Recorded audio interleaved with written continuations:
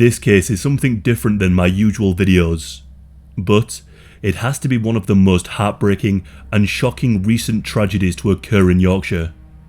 I remember this happening very well, and it left everyone absolutely shocked and disgusted, and by the end of this video, you will more than likely feel deeply saddened and frustrated. A woman named Rebecca Dick had just enrolled on a course at York College. On the York College site, there was a nursery where some of the students at York College could go and study childcare and get some real hands-on experience with children. And other students at the college can conveniently drop off their children whilst they study at the college.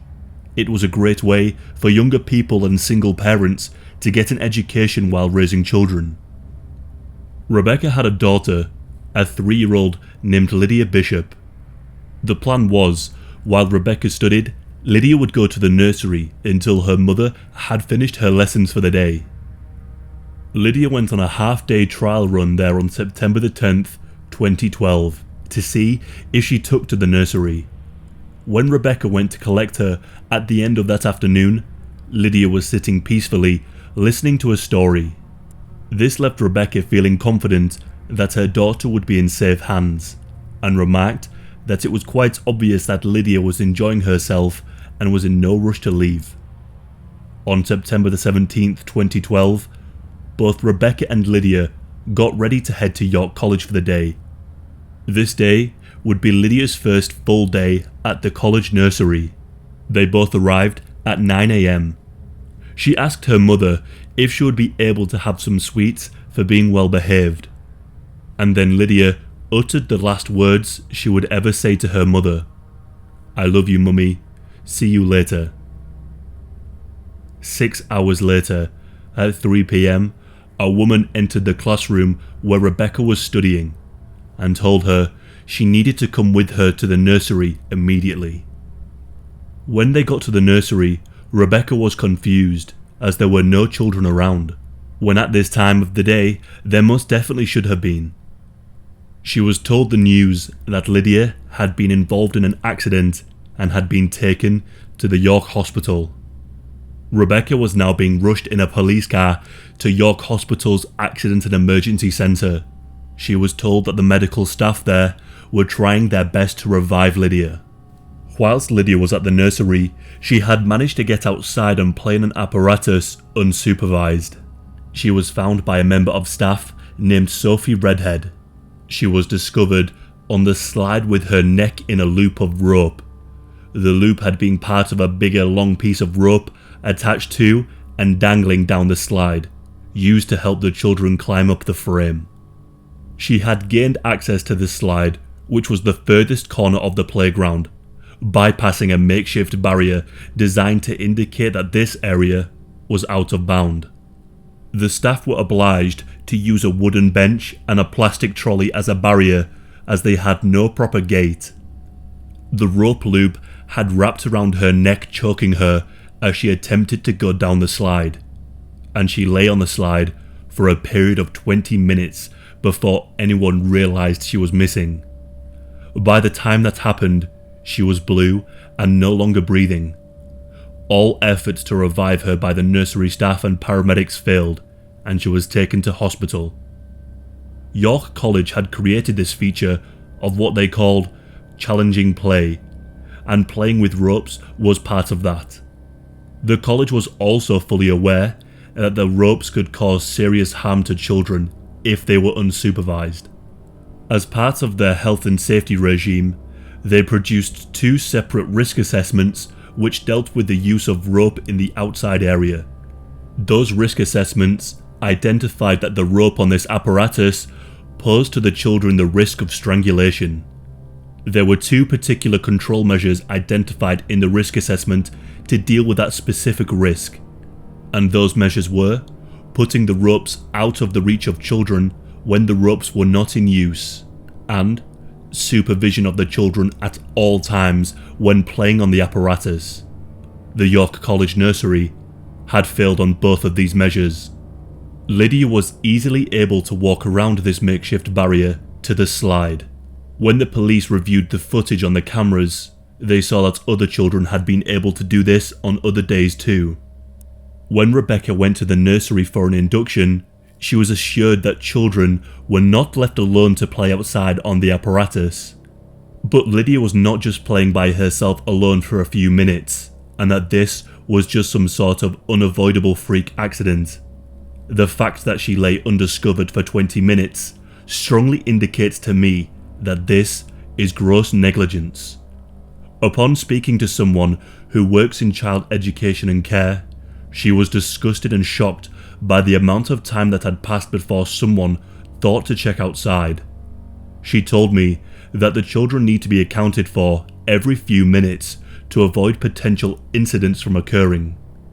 A person who was visiting the York College was approaching the car park right where the nursery was, and this visitor recalled seeing a child lying motionless with her hands by her side and her eyes closed halfway down the slide in the nursery's outside play area. She distinctly remembers not seeing any staff members in the outside area. This visitor walked on, not thinking that anything was particularly wrong. Her own daughter played a game in which she lay in a similar way on a slide, so she went on with her day, not knowing the dark truth of what she had just seen. At the hospital, it became apparent that Lydia wasn't responding to any medical treatment, and despite the best efforts at the York Hospital, Lydia sadly passed away on the 17th of September 2012. Lydia's passing was completely avoidable had the proper measures been taken to protect her. A member of staff had actually raised concerns about this very issue. This member of staff said that a fence and gate should be installed leading down to the slide area, so that when the slide was out of bounds, access could be prohibited, to ensure that children are safe at all times and can be accounted for easily if there are any staff shortages. This request was rejected by the nursery manager. I remember watching a movie about policing called Hot Fuzz, and one line in the movie really stuck out to me and changed my perception on things. One of the characters explains that the term accident is never appropriate, as it implies that no one is to blame. In my opinion, this has to be one of the most blatant accounts of negligence I have seen, and what is most disturbing about this is that not a single person was held accountable for what occurred on this day. A trial to determine who was culpable began. This trial was held at Leeds Crown Court, and the jury heard the heartbreaking story of Lydia's first full day at the York College nursery. The college denied in the charges of failing to ensure a safe environment for those children in their care. In Lydia's age group, there were 17 children in the nursery during that day, and 3 members of staff, which from what I can gather isn't totally abnormal. One of the staff members that was responsible for Lydia was Sophie Redhead. Sophie was charged with gross negligence manslaughter. She had actually seen Lydia walking towards the slide and simply watched her and had taken no action to prevent her from going on. And she did this knowing that there was no other staff members in that area, and knowing that the slide posed a risk to the children's health. A jury found the York College guilty of failing to ensure children's safety between August 1st and September 18th, 2012. And Sophie Redhead was cleared of all charges. The college was fined £175,000 plus the prosecution costs of £45,453 for failure to ensure the safety of children at the nursery. The court said that this fine was in no way to reflect the value of Lydia's life. The amount was calculated so it would have no significantly detrimental effect on the college's future plans. Both of Lydia's parents attended every day of the trial and said that they were disappointed and let down by the leniency of the fines. They said, "We have to relive those last moments of Lydia's life in grave detail and heard evidence over and over surrounding the events of that day. We felt terribly let down that throughout the process, No one had accepted any responsibility for what happened to Lydia, which has made it even harder to deal with. It was obvious that Lydia was not properly cared for. The nursery was subsequently closed down, and 2 years after the tragic loss of Lydia, York College demolished its former nursery to construct a new construction skills centre at the cost of £6 million. Alison Birkinshaw, the York College principal and director, said, "We deeply regret what happened, and we can't begin to imagine the pain experienced by Lydia's family and everyone affected by this terrible tragedy. They remain constantly in our thoughts."